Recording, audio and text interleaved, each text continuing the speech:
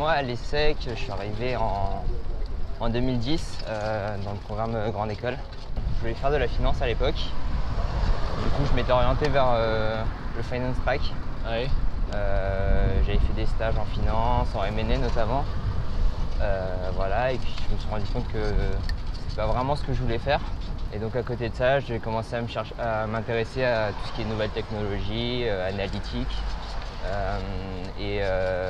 Donc j'avais un de mes potes, Yacine Achar, de l'ESSEC aussi, qui avait commencé chez Criteo et qui m'a parlé de cette boîte. Et c'est comme ça que j'ai rejoint Criteo en tant que data analyst. Ça a été assez facile pour toi d'intégrer Criteo sans vraie expérience de code, ce qu'on voit en data analyst? Ouais, ça a été assez facile. J'ai eu pas mal de chance en fait. D'une part, Criteo ça fonctionne beaucoup sur la cooptation parce qu'ils estiment que c'est l'une des meilleures manières de recruter des gens de qualité. D'accord. Du coup, Yacine m'avait parlé de Criteo. En plus de ça, j'avais aussi un autre pote qui était aussi à l'ESSEC. On avait fait la prépa ensemble et l'ESSEC après, donc Maxime Aubert, qui lui en fait se barrait à ce moment-là de Criteo Paris pour aller au Japon. Et il me dit j'ai besoin de quelqu'un pour me remplacer, tu ferais l'affaire, ce serait cool. Et en plus de ça, donc le manager de l'équipe dans laquelle j'arrivais avait un peu le même parcours que moi. Il avait fait du M&A avant à New York. Donc il savait que c'était pas du tout rédhibitoire pour un profil de mec d'école de commerce qui avait fait du M&A de s'adapter au métier de data analyst. D'accord, en data analyst, qu'est-ce que ça implique pour ceux qui connaissent vraiment pas du tout le domaine? Alors, la data analyst, c'est un peu vaste. En plus, c'est souvent très mal défini. C'est assez confondu avec la data science. Donc, tout ça, c'est très lié, mais en gros, ça consiste à utiliser tous les outils du big data et le fait que Criteo est une boîte qui possède énormément d'informations, de logs, etc. Pour pouvoir utiliser tout ça dans le cadre de développement du produit et de l'amélioration du produit. Donc pour une boîte comme Criteo, qui fait du retargeting online, oui. L'idée c'est d'utiliser toutes ces données-là pour pouvoir améliorer encore mieux l'offre de retargeting et pouvoir viser de manière plus performante les gens et leur montrer les publicités les plus pertinentes. Donc toi, tu as fait un background plutôt finance à l'ESSEC. Ouais. Et tu arrives dans une boîte tech très orientée data. Ouais. Est-ce que tu t'es formé toi-même en autonomie, ou est-ce que Criteo c'est une boîte qui permet à ses collaborateurs de se former? Est-ce que tu as une formation continue Un peu des deux en boîte? fait, ouais. Effectivement, moi quand j'ai postulé, j'ai dû me former un peu. Ouais. Et en fait, quand tu postules au poste de data analyst, comme je disais, contrairement à la data science, où tu n'as pas besoin de maîtriser tous les outils du big data, je sais pas, savoir coder en Python, ce genre de choses. Quand tu arrives en data analyst, l'essentiel, c'est de savoir faire du SQL. Ouais. Et le SQL, c'est super facile à apprendre. Donc je me suis contenté de ça en fait en arrivant chez Criteo parce que c'est vraiment la base de ce que tu dois savoir faire en tant que data analyst.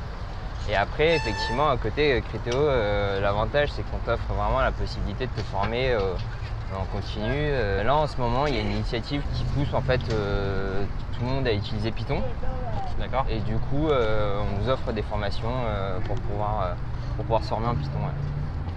Putain, trop cool. Ouais. Chaque analyste va être spécialisé sur un produit, donc il va être responsable de son produit. Donc du coup c'est hyper responsabilisant parce que ça veut dire que tu es le référent sur ce produit-là et tu es vraiment l'expert et c'est toi qu'on vient voir en tant qu'analyste, même quand tu es junior et que tu viens de débarquer chez Criteo, c'est toi qu'on vient voir quand il y a des questions et qu'on a besoin d'une expertise. Ok. Et toi par exemple, du coup, c'est quoi ton produit en particulier? Ouais, alors en gros en ce moment, je travaille sur l'élaboration de ce qu'on appelle chez Criteo un product graph. Ouais. Prenons l'exemple d'une PlayStation 4. Elle peut être vendue par deux marchands différents. Ces deux marchands n'ont pas forcément les mêmes références. C'est-à-dire qu'un marchand A pourra l'appeler PS4 alors qu'un marchand B pourra l'appeler PlayStation 4. Ok, ouais. Donc, l'idée du product graph, c'est de pouvoir justement reconnaître ces produits-là grâce à leurs caractéristiques. Malgré leurs appellations différentes. Malgré leurs appellations différentes, et de pouvoir dire le produit PS4 chez le marchand A est le même que le produit PlayStation 4 chez le marchand B. Ok.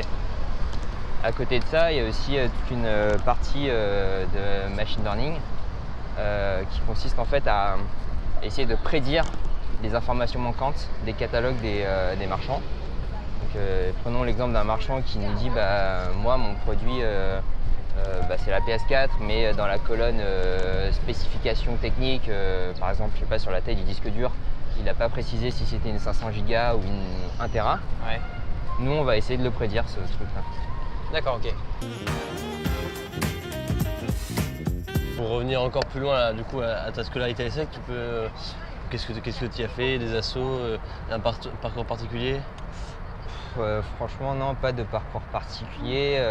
J'ai juste fait comme je disais, j'avais fait le Finance Track. Après d'un point de vue associatif,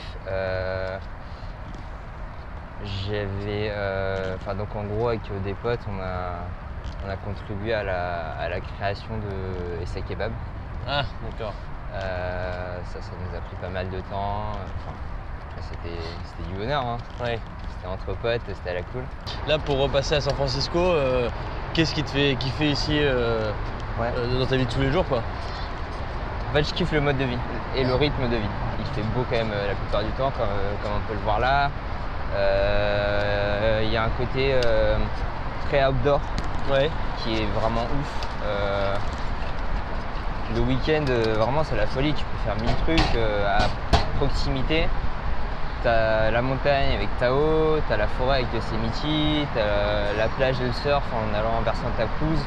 Tu peux vraiment faire tout ce que tu veux. Il y a plein de randos à faire, c'est vraiment trop cool. Après, t'as aussi des trucs que tu retrouves à Paris que tu ne retrouveras jamais ici. Le côté un peu bouillonnant, resto, bar tous les soirs de la semaine, ça tu l'auras pas trop ici quoi. Ah oui c'est ça. Ouais. Donc ce qu'on nous a dit c'est que tu arrives ici sur un truc un peu plus calme quoi. À 22h les gens sont chez eux. Ouais, en semaine c'est très calme en semaine. Ouais. Et toi pareil, ton niveau de vie ici est bien supérieur à Paris? Non. Moi, mon niveau de vie il est le même qu'à Paris. Je pense qu'on est un tout petit peu moins bien payé que chez Google ou Facebook ici. Ouais. Mais on reste quand même très bien payé.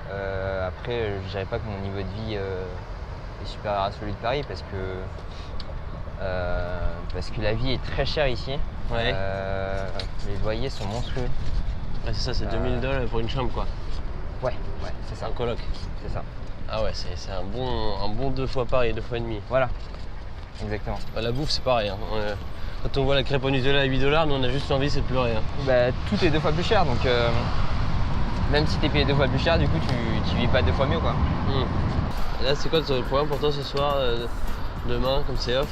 Alors demain j'ai encore rien de prévu. je vais voir, on verra bien. Sur le match? Je me ferai le match évidemment, j'en rate pas un seul. Nous pareil, mais du coup ça va faire des petits levées un peu matinaux parfois. Ouais. Il y en a à 3h du mat ici. Moi ça m'est régulièrement arrivé de me lever à 8h le dimanche pour regarder le match du PSG qui est à 17h à Paris quoi. Ah t'es un grand fan du PSG? Je suis un grand fan du PSG. Ah ouais? Ouais.